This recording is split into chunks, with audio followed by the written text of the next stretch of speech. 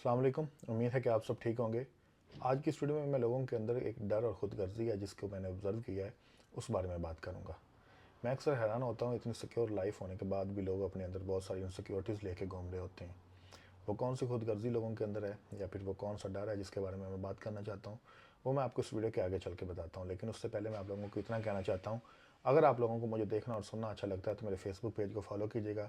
YouTube channel का link इस video की डिस्क्रिप्शन में दिया हुआ है, वहाँ जाकर सब्सक्राइब कीजिएगा ताकि हर नई आने वाली वीडियो आप तक पहुँच सके। यहाँ पे मैंने एक बात ऑब्ज़र्व किया है कि जितने भी अपने कम्युनिटी के लोग हैं जिनका ताल्लुक पाकिस्तान से होता है, जब भी हम एक दूसरे से मिलते हैं तो हम ऐसे ही एक दूसरे को फ़ील करवाते हैं कि जैसे हम पता नहीं कितने अरसे से जानते हैं, या फिर हमें एक दूसरे का बहुत ज़्यादा एहसास होता है।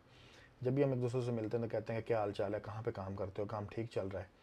तो जो बंदा पूछ रहा होता है ना, अक्सर मैंने ये नोट किया है या फिर मेरी अपनी ऑब्जर्वेशन है, और फिर लोगों से भी मैंने डिस्कस किया तो लोग भी यही ऑब्ज़र्व कर रहे होते हैं, जो कि मैं आप लोगों के साथ शेयर करने लगा हूँ। कि वो कहते हैं कि मैं, एक अगला बंदा कहता है कि मैं तो फ़लाँ कंपनी में काम करता हूँ, फ़लाँ वेयर हाउस में काम करता हूँ, या फिर फ़लाँ स्टोर पे काम करता हूँ। तो वो कहते हैं कि अगर आप बुरा ना मनाएं तो आप हमें उनका नंबर शेयर कर दें, मेरा भाई भतीजा या फिर मुझे खुद जॉब की ज़रूरत है, हम भी वहाँ पे अप्लाई कर लेंगे। तो जिस बंदे से वो कहते हैं ना कि हमें नंबर शेयर कर दें, तो यहाँ लोग नंबर नहीं शेयर करते जहाँ पे काम कर रहे होते हैं। और ये मैं आपको 99% लोगों की ये हकीकत बता रहा हूँ। मैंने कई दफ़ा कई लोगों को यही सुना है कि यार वो फ़लाँ मेरा कज़न है, वो फ़लाँ जगह पे काम करता है, लेकिन वो मैंने उससे नंबर मांगा, उसने नंबर नहीं दिया।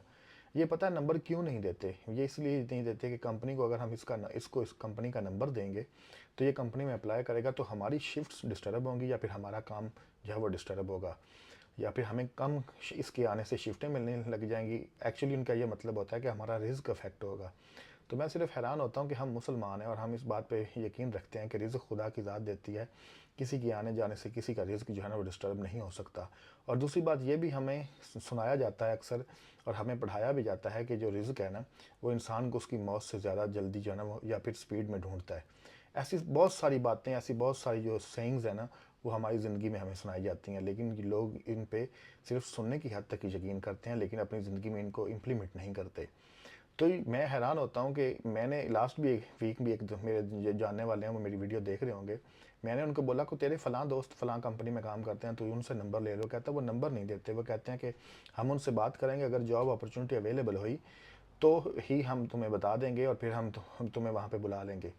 इनके अकॉर्डिंग जो होता है ना कि ये कहते हैं कि इनका काम या इनकी शिफ्ट्स जो है वो डिस्टर्ब हो जाएंगी, कंपनी इनको काम देना बंद कर देगी। लेकिन ये कब भूल जाते हैं, ये पढ़े लिखे लोग हैं। मैं हैरान होता हूँ कि पढ़ाई सिर्फ किताबों तक की है, कि ये बात को नहीं समझते कि कंपनी जो होती है ना वो अपनी ज़रूरत के तहत हर बंदे को काम दे रही होती है। अगर उसके पास काम ज़्यादा है तो वो सबको ज़्यादा काम देगी, अगर उसके पास कम है तो उसके जो परमानेंट लोग भी होते हैं उनका काम भी कम कर दिया जाता है।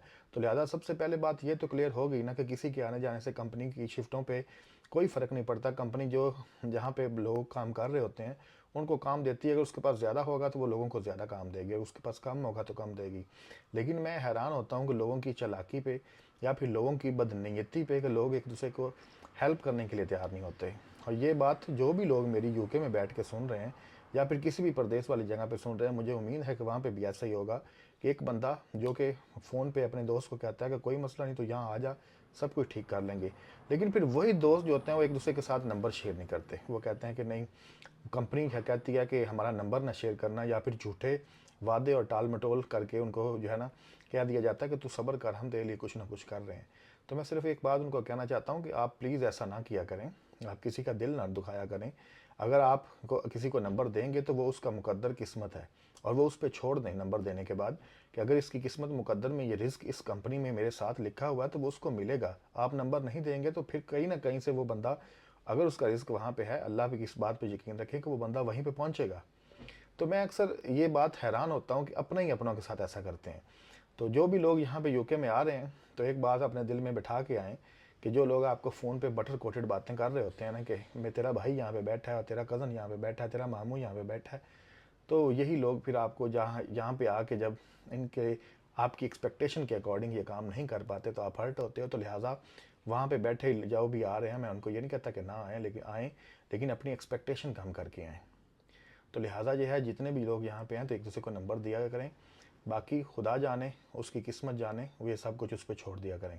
अगर वीडियो अच्छी लगी है तो लाइक शेयर और कमेंट कीजिएगा। मिलते हैं नेक्स्ट वीडियो में। अल्लाह हाफिज़।